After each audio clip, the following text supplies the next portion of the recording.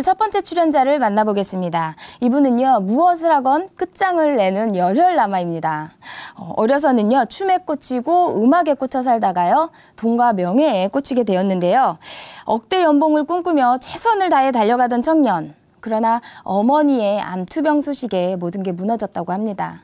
인생이 무엇인가 고민하던 이분. 어떤 결정을 하게 되었는지 그 이야기 함께 들어보겠습니다. 춘천 한마음교회 김형인 형제님, 큰 박수로 모실게요.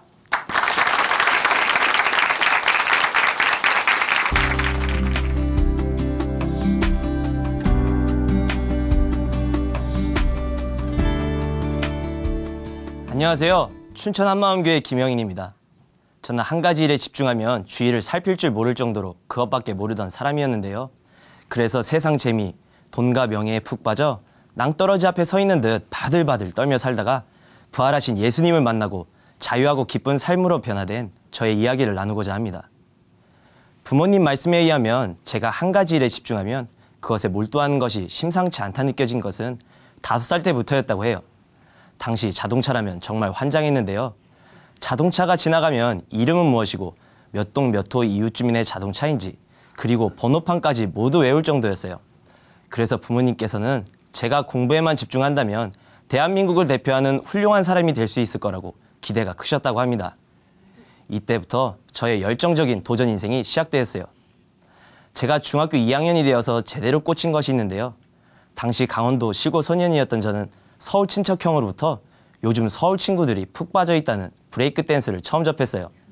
브레이크 댄스의 현란한 동작을 마주한 순간 제 심장이 쿵쾅쿵쾅 요동치기 시작했고 당시에는 인터넷 영상물이 널리 보급되지 않았을 때라 비디오를 돈을 주고 사서 연구할 정도로 푹 빠졌습니다. 세계 최고의 비보이들의 동작을 똑같이 따라하기 위해 친구들과 함께 몸이 부서져라 연습했어요. 저는 공중에서 몸을 던져 대각선으로 돌던 에어트랙이라는 동작과 손바닥이 아니라 손등으로 물구나무를 서며 현란한 기술들을 선보였고 친구들 사이에서 유명해졌어요. 하루는 고등학교 형들이 저와 1대1 춤 대결을 하자며 제가 다니던 학원까지 찾아온 적이 있었는데요. 저의 춤 실력을 실제로 확인하고 형들은 자신 없이 돌아가 버렸습니다.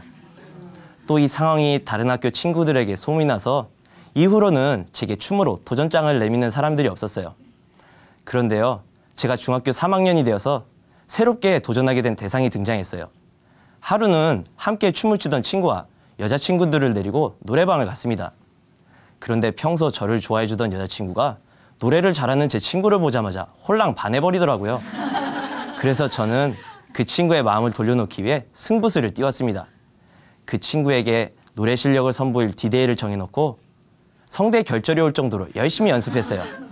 그리고 디데이, 저의 의도대로 그 친구와 공원을 걸으면서 감미로운 목소리로 노래를 불러줬는데요. 이때 환하게 웃으며 정말 행복해하던 그 친구의 모습이 지금도 생생히 기억납니다.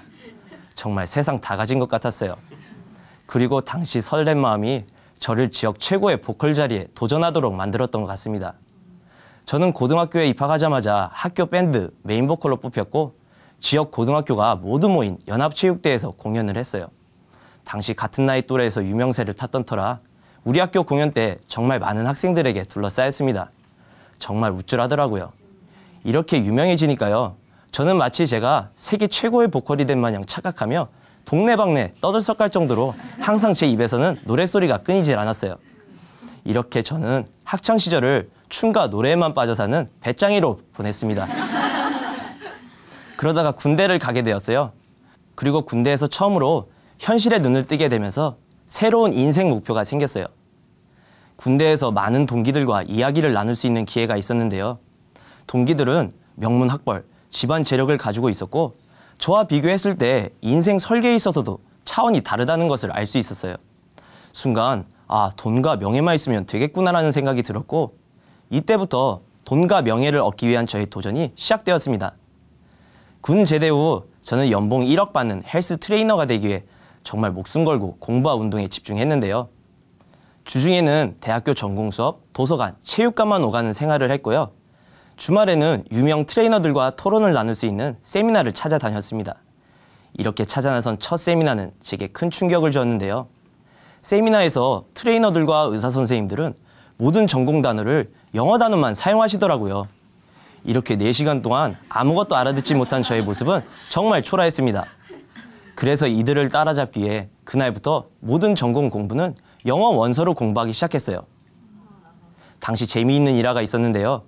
대학교 전공 시험에서 답안을 영어로 작성하라는 지시사항도 없었는데 저는 굳이 모든 답안을 영어로 작성했어요.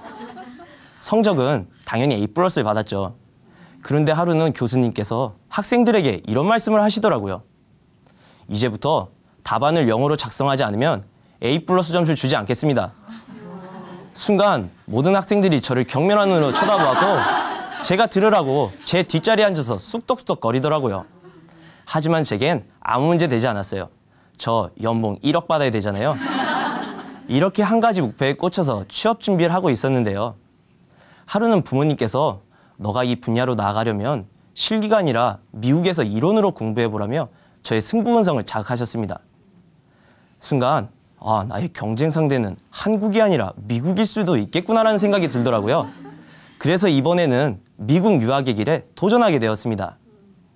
이렇게 저는 미국으로 석사과정을 밟으러 가기 위해 본격적으로 유학 준비 시작했어요. 말로만 듣던 토플 시험, GRE 시험을 준비하면서 8개월 동안 매일 4시간씩만 자며 공부했습니다. 모두가 잠든 새벽, 영어로 된 수학 문제와 문학 문제를 풀면서 한 번은 이런 생각이 들더라고요. 아니 내가 무슨 부귀영화를 누리겠다고 영어로 된 수학 문제를 풀고 원어민들도 모르는 단어를 맞춘 연습을 해야 하나 회의감이 들기도 했어요. 그래도 저는 목표를 달성하기에 포기할 수는 없었습니다.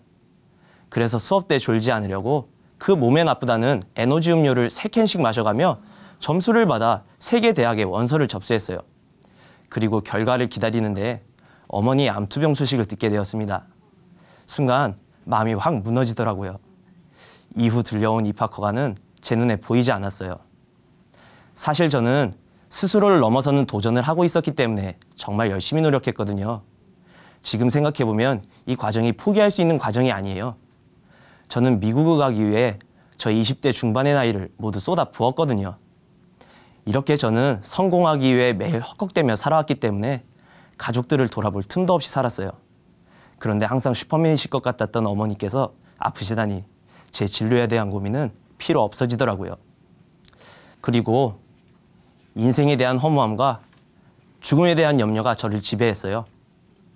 어머니께서는 교사로서 대통령상을 받으셨고 삶의 모든 방면에 있어서도 최선을 다하셨던 분이셨거든요. 그래서 당시 저는 인생이 참 허무하다는 생각을 많이 했습니다. 그리고 이때부터 내 인생에 가장 중요한 것이 무엇일까라는 고민을 하기 시작했고 내가 마음만 먹으면 뭐든 할 수 있다라고 높아졌던 마음은 간절함으로 낮아졌어요. 당시 저는 오랫동안 교회를 다니고 있었는데요. 하나님께 저의 마음을 진심으로 드린 적이 없었던 것 같더라고요. 그런데 어머니의 아픔을 통해 주님과 간절히 대화하는 시간을 갖고 싶었어요. 그런데 하나님은 보이지 않으셨기 때문에 제가 처음부터 완전히 엎드리는 것은 힘들었는데요. 그래서 저는 이 답을 찾기 위해 계획했던 모든 일정들을 뒤로 미루고 교회 수련회에 참여했습니다. 정말 주님과 대화하기 원했기 때문에 간절히 기도드렸어요. 하나님, 저는 예수님이 저의 주인이라는 것을 모르겠어요. 저도 보이지 않는 예수님을 마음의 주인으로 모시고 싶은데 방법을 모르겠어요. 지금까지는 제 힘으로 열심히 살아왔는데요. 부모님 건강에 대해서는 제가 할 수 있는 것이 아무것도 없네요. 인생의 허무함이 느껴져요. 제 인생에 답을 주세요. 간절히 기도드렸습니다. 그리고 주님께서는 이 답을 복음을 통해 보여주시더라고요. 수련회에서 목사님의 말씀을 통해 예수님의 부활 사건만이 제 고민에 대한 유일한 답이라는 것을 알게 되었어요. 예수님의 부활 사건이 백과사전에도 나오는 정확한 역사였더라고요. 그리고 저는 예수님의 제자들은 처음부터 완벽한 신앙심을 갖고 있다고 생각해 왔거든요. 그런데 요한복음을 보니까요. 예수님과 그렇게 오랜 시간을 함께 보내고 예수님께서 보이신 수많은 기적들을 직접 눈앞에서 목격했던 제자들이 예수님께서 붙잡히시자 예수님의 제자임을 부인했고 예수님을 모욕까지 했으며 예수님께서 십자가에 못 박혀 돌아가시자 도망가기 바빴더라고요. 그런데 제 눈에 더 놀라워 보였던 것은 그렇게 도망갔던 제자들이 부활하신 예수님을 목격한 후 본인들과 함께 했던 예수님이 진짜 하나님이셨구나, 확신하게 된 장면을 볼 수 있었어요. 이후 제자들의 예수님에 대한 믿음의 확신과 함께 죽음을 두려워하지 않고 부활하신 예수님을 전하는 사람으로 변화된 모습을 정확히 보게 되면서 아, 예수님이 정말 부활하셨구나. 예수님이 바로 하나님이시구나. 정말 놀랐어요. 사실 아무리 용감한 사람이라도 죽음 앞에서는 가장 나약해지는 법인데 자신의 생명을 불사르고 부활하신 예수님을 전한다는 것은 예수님의 부활 사건이 사실이 아니면 할 수 없는 거더라고요. 제가 중병에 걸린 것도 아니고 어머니께서 중병에 걸리셨는데도 내가 이렇게 겁이 나는데 죽음을 넘어서 부활하신 예수님을 전한다는 것은 생각하면 생각할수록 절대 할 수 없는 행동임을 깨닫게 되었습니다. 이렇게 부활 사건을 통해 예수님께서 십자가에서 흘리신 피가 바로 하나님 피라는 것을 알게 되고 정말 억하는 마음이 들었어요. 전능자께서 이렇게 확실히 모두 보여주셨는데도 내가 이분을 믿지 않았구나. 예수님께서 요한복음 16장 9절을 통해 말씀하신 회개할 사람이 바로 저였습니다. 순간 제 마음에서 저의 과거 모습들이 떠올랐어요. 제가 성경 말씀을 몰랐던 것이 아니었어요. 저는 너무나도 큰 이 사실들을 모르는 척했던 것이었습니다. 세상이 주는 쾌락이 너무 좋았어요. 사람들이 저만 바라봐주는 명예가 너무 좋았습니다.